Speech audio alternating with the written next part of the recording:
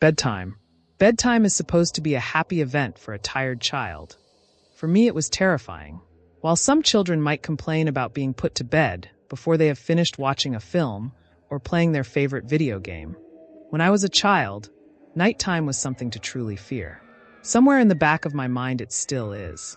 As someone who is trained in the sciences, I cannot prove that what happened to me was objectively real, but I can swear that what I experienced was genuine horror. A fear which in my life, I'm glad to say, has never been equaled. I will relate it to you all now as best I can. Make of it what you will, but I'll be glad to just get it off of my chest. I can't remember exactly when it started, but my apprehension towards falling asleep seemed to correspond with my being moved into a room of my own. I was 8 years old at the time, and until then I had shared a room, quite happily, with my older brother. As is perfectly understandable for a boy 5 years my senior, my brother eventually wished for a room of his own, and as a result, I was given the room at the back of the house. It was a small, narrow, yet oddly elongated room, large enough for a bed and a couple of chests of drawers, but not much else. I couldn't really complain because, even at that age, I understood that we did not have a large house, and I had no real cause to be disappointed, as my family was both loving and caring. It was a happy childhood during the day. A solitary window looked out onto our back garden, nothing out of the ordinary. But even during the day, the light which crept into that room seemed almost hesitant. As my brother was given a new bed, I was given the bunk beds which we used to share. While I was upset about sleeping on my own, I was excited at the thought of being able to sleep in the top bunk, which seemed far more adventurous to me. From the very first night, I remember a strange feeling of unease creeping slowly from the back of my mind. I lay on the top bunk, staring down at my action figures and cars strewn across the green-blue carpet, as imaginary battles and adventures took place between the toys on the floor. I couldn't help but feel that my eyes were being slowly drawn towards the bottom bunk, as if something was moving in the corner of my eye. Something which did not wish to be seen. The bunk was empty, impeccably made with a dark blue blanket tucked in neatly, partially covering two rather bland white pillows. I didn't think anything of it at the time. I was a child, and the noise slipping under my door from my parents' television bathed me in a warm sense of safety and well-being. I fell asleep. When you awaken from a deep sleep to something moving or stirring, it can take a few moments for you to truly understand what is happening. The fog of sleep hangs over your eyes and ears even when lucid. Something was moving, there was no doubt about that. At first I wasn't sure what it was. Everything was dark, almost pitch black, but there was enough light creeping in from outside to outline that narrowly suffocating room. Two thoughts appeared in my mind almost simultaneously. The first was that my parents were in bed, because the rest of the house lay both in darkness and silence. The second thought turned to the noise, a noise which had obviously woken me. As the last cobwebs of sleep withered from my mind, the noise took on a more familiar form. Sometimes the simplest of sounds can be the most unnerving. A cold wind whistling through a tree outside, a neighbor's footsteps uncomfortably close, or in this case, the simple sound of bed sheets rustling in the dark. That was it. Bed sheets rustling in the dark, as if some disturbed sleeper was attempting to get all too comfortable in the bottom bunk. I lay there in disbelief, thinking that the noise was either my imagination, or perhaps just my pet cat finding somewhere comfortable to spend the night. It was then that I noticed my door, shut as it had been as I'd fallen asleep. Perhaps my mum had checked in on me, and the cat had sneaked into my room then. Yes, that must have been it. I turned to face the wall, closing my eyes in the vain hope that I could fall back to sleep. As I moved, the rustling noise from underneath me ceased. I thought that I must have disturbed my cat, but quickly I realized that the visitor in the bottom bunk was much less mundane than my pet trying to sleep, and much more sinister. As if alerted to and disgruntled by my presence, the disturbed sleeper began to toss and turn violently, like a child having a tantrum in their bed. I could hear the sheets twist and turn with increasing ferocity. Fear then gripped me, not like the subtle sense of unease I had experienced earlier, but now potent and terrifying. My heart raced as my eyes panicked, scanning the almost impenetrable darkness. I let out a cry. As most young boys do, I instinctively shouted on my mother. I could hear something stir on the other side of the house, but as I began to breathe a sigh of relief that my parents were coming to save me, the bunk beds suddenly started to shake violently, as if gripped by an earthquake, scraping against the wall. I could hear the sheets below me thrashing around, as if tormented by malice. I did not want to jump down to safety, as I feared the thing in the bottom bunk would reach out and grab me, pulling me into the darkness. So I stayed there, white knuckles clenching my own blanket like a shroud of protection. The wait seemed like an eternity. The door finally, and thankfully, burst open, and I lay bathed in light while the bottom bunk, the resting place of my unwanted visitor, lay empty and peaceful. I cried and my mother consoled me. Tears of fear, followed by relief, streamed down my face. Yet, through all of the horror and relief, I did not tell her why I was so upset. I cannot explain it, but it was as though whatever had been in that bunk would return if I even so much as spoke of it, or uttered a single syllable of its existence. Whether that was the truth, I do not know, but as a child I felt as if that unseen menace remained close, listening. My mother lay in the empty bunk, promising to stay there until morning. Eventually my anxiety diminished. Tiredness pushed me back towards sleep, but I remained restless, waking several times momentarily to the sound of rustling bed sheets. I remember the next day wanting to go anywhere, be anywhere, but in that narrow, suffocating room. It was a Saturday and I played outside, quite happily with my friends. Although our house was not large, we were lucky to have a long, sloping garden in the back. We played there often, as much of it was overgrown and we could hide in the bushes, climb in the huge sycamore tree which towered above all else, and easily imagine ourselves in the throes of a grand adventure in some untamed exotic land. As fun as it all was, occasionally my eye would turn to that small window, ordinary, slight, and innocuous. But for me, that thin boundary was a looking glass into a strange, cold pocket of dread. Outside, the lush green surroundings of our garden, filled with the smiling faces of my friends, could not extinguish the creeping feeling clawing its way up my spine, each hair standing on end. The feeling of something in that room, watching me play, waiting for the night when I would be alone, eagerly filled with hate. It may sound strange to you, but by the time my parents ushered me back into that room for the night, I said nothing. I didn't protest. I didn't even make an excuse as to why I couldn't sleep there. I simply and sullenly walked into that room, climbed the few steps into the top bunk, and then waited. As an adult, I would be telling everyone about my experience. But even at that age, I felt almost silly to be talking about something which I really had no evidence for. I would be lying, however, if I said this was my primary reason. I still felt that this thing would be enraged if I so much as spoke of it. It's funny how certain words can remain hidden from your mind, no matter how blatant or obvious they are. One word came to me that second night, lying there in the darkness alone, frightened, aware of a rotten change in the atmosphere. A thickening of the air, as if something had displaced it. As I heard the first casual twists of the bed sheets below, the first anxious increase of my heartbeat at the realization that something was once again in the bottom bunk.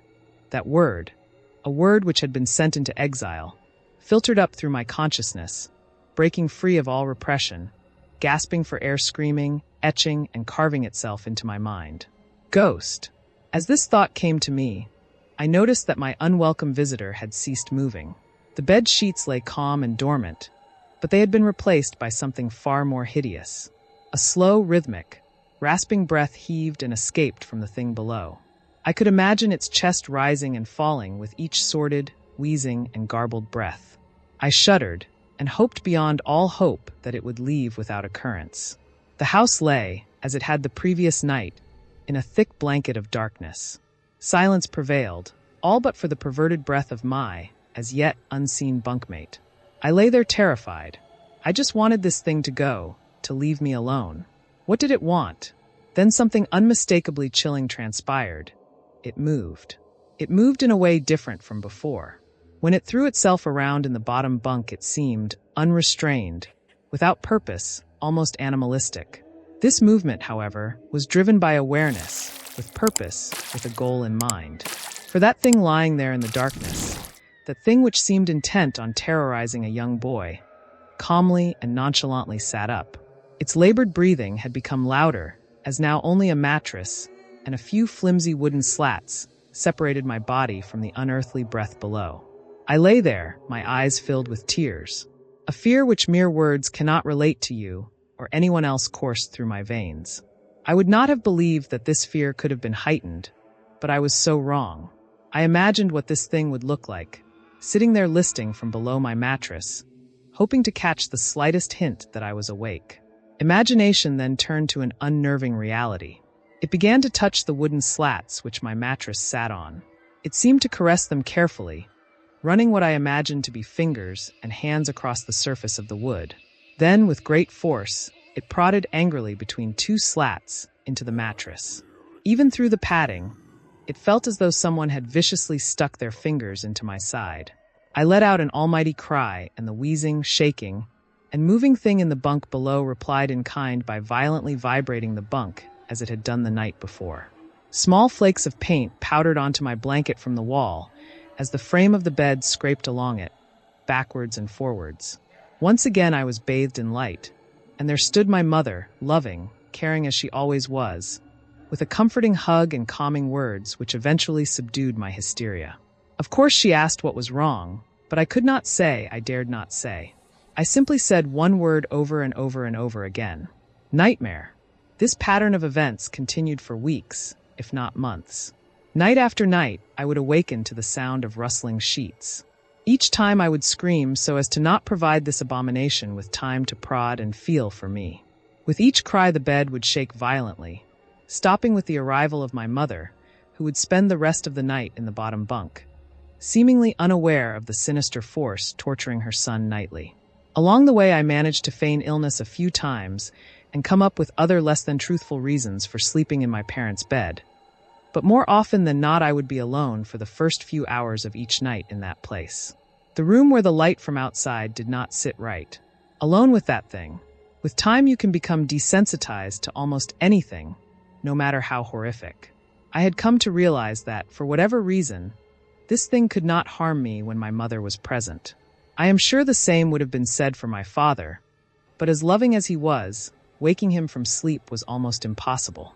After a few months, I had grown accustomed to my nightly visitor. Do not mistake this for some unearthly friendship. I detested the thing. I still feared it greatly, as I could almost sense its desires and its personality, if you could call it that. One filled with a perverted and twisted hatred, yet longing for me, of perhaps all things. My greatest fears were realized in the winter. The days grew short, and the longer nights merely provided this wretch with more opportunities. It was a difficult time for my family. My grandmother, a wonderfully kind and gentle woman, had deteriorated greatly since the death of my grandfather. My mother was trying her best to keep her in the community as long as possible. However, dementia is a cruel and degenerative illness, robbing a person of their memories one day at a time. Soon she recognized none of us, and it became clear that she would need to be moved from her house to a nursing home. Before she could be moved, my grandmother had a particularly difficult few nights, and my mother decided that she would stay with her. As much as I loved my grandmother and felt nothing but anguish at her illness, to this day I feel guilty that my first thoughts were not of her, but of what my nightly visitor may do should it become aware of my mother's absence. Her presence being the one thing which I was sure was protecting me from the full horror of this thing's reach. I rushed home from school that day and immediately wrenched the bed sheets and mattress from the lower bunk, removing all of the slats and placing an old desk, a chest of drawers, and some chairs which we kept in a cupboard where the bottom bunk used to be. I told my father I was making an office, which he found adorable, but I would be damned if I'd give that thing a place to sleep for one more night. As darkness approached, I lay there knowing my mother was not in the house. I did not know what to do. My only impulse was to sneak into her jewelry box and take a small family crucifix which I had seen there before. While my family were not very religious, at that age I still believed in God and hoped that somehow this would protect me. Although fearful and anxious, while gripping the crucifix under my pillow tightly in one hand, sleep eventually came, and as I drifted off to dream, I hoped that I would awaken in the morning without incidents. Unfortunately, that night was the most terrifying of all. I woke gradually. The room was once again dark. As my eyes adjusted, I could gradually make out the window and the door, and the walls, some toys on a shelf, and even to this day I shudder to think of it, for there was no noise. No rustling of sheets. No movement at all. The room felt lifeless. Lifeless, yet not empty. The nightly visitor, that unwelcome, wheezing, hate-filled thing which had terrorized me night after night, was not in the bottom bunk. It was in my bed. I opened my mouth to scream, but nothing came out. Utter terror had shaken the very sound from my voice. I lay motionless. If I could not scream, I did not want to let it know I was awake. I had not yet seen it, I could only feel it. It was obscured under my blanket. I could see its outline, and I could feel its presence, but I dared not look. The weight of it pressed down on top of me, a sensation I will never forget. When I say that hours passed, I do not exaggerate. Laying there motionless in the darkness, I was every bit a scared and frightened young boy. If it had been during the summer months, it would have been light by then. But the grasp of winter is long and unrelenting, and I knew it would be hours before sunrise, a sunrise which I yearned for. I was a timid child by nature, but I reached a breaking point, a moment where I could wait no more, where I could survive under this intimately deviant abomination no longer. Fear can sometimes wear you out, make you threadbare, a shell of nerves leaving only the slightest trace of you behind. I had to get out of that bed. Then I remembered the crucifix. My hand still lay underneath the pillow, but it was empty. I slowly moved my wrist around to find it, minimizing as best I could the sound and vibrations caused, but it could not be found. I had either knocked it off of the top bunk, or it had. I could not even bear to think of it, been taken from my hand. Without the crucifix, I lost any sense of hope. Even at such a young age, you can be acutely aware of what death is, and intensely frightened of it. I knew I was going to die in that bed, if I lay there, dormant, passive, doing nothing. I had to leave that room behind. But how? Should I leap from the bed and hope that I make it to the door? What if it is faster than me? Or should I slowly slip out of that top bunk, hoping to not disturb my uncanny bedfellow? Realizing that it had not stirred when I moved, trying to find the crucifix, I began to have the strangest of thoughts. What if it was asleep? It hadn't so much as breathed since I had woken up. Perhaps it was resting, believing that it had finally got me, that I was finally in its grasp. Or perhaps it was toying with me. After all, it had been doing just that for countless nights, and now with me under it, pinned against my mattress with no mother to protect me. Maybe it was holding off, savoring its victory until the last possible moment. Like a wild animal savoring its prey.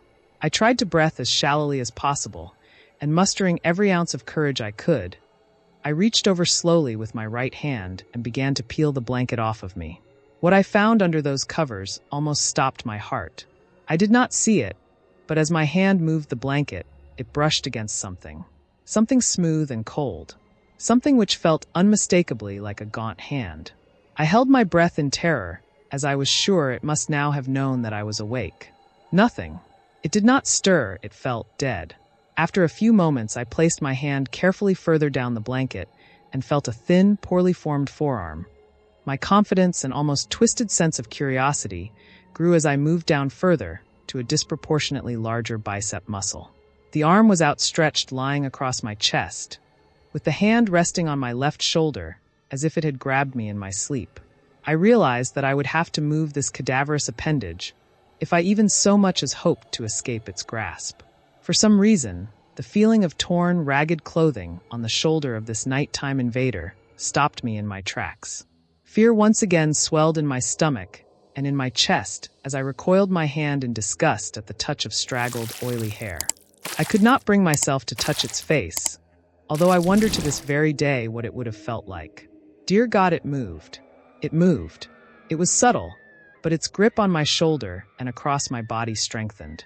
No tears came, but God, how I wanted to cry. As its hand and arm slowly coiled around me, my right leg brushed along the cool wall which the bed lay against. Of all that happened to me in that room, this was the strangest. I realized that this clutching, rancid thing, which drew great delight from violating a young boy's bed, was not entirely on top of me. It was sticking out from the wall, like a spider striking from its lair.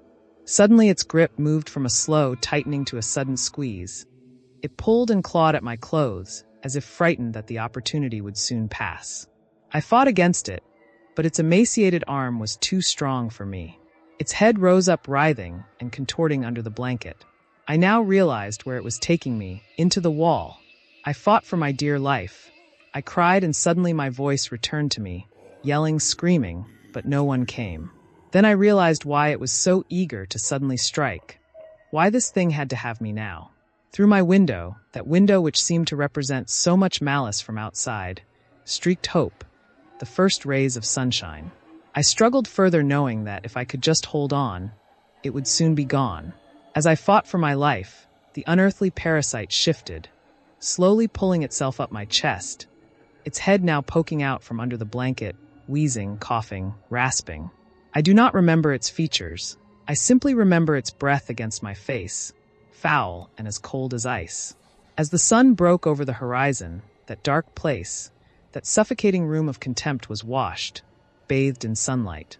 I passed out as its scrawny fingers encircled my neck, squeezing the very life from me. I awoke to my father offering to make me some breakfast, a wonderful sight indeed. I had survived the most horrible experience of my life until then, and now. I moved the bed away from the wall, leaving behind the furniture I had believed would stop that thing from taking a bed. Little did I think that it would try to take mine, and me. Weeks passed without incidents, yet on one cold, frost-bitten night I awoke to the sound of the furniture, where the bunk beds used to be, vibrating violently. In a moment it passed. I lay there sure I could hear a distant wheezing coming from deep within the wall, finally fading into the distance. I have never told anyone this story before. To this day, I still break out in a cold sweat at the sound of bed sheets rustling in the night, or a wheeze brought on by a common cold, and I certainly never sleep with my bed against a wall. Call it superstition if you will, but as I said, I cannot discount conventional explanations such as sleep paralysis, hallucination, or that of an overactive imagination, but what I can say is this. The following year I was given a larger room on the other side of the house and my parents took that strangely suffocating, elongated place as their bedroom. They said they didn't need a large room, just one big enough for a bed and a few things. They lasted 10 days. We moved on the 11th.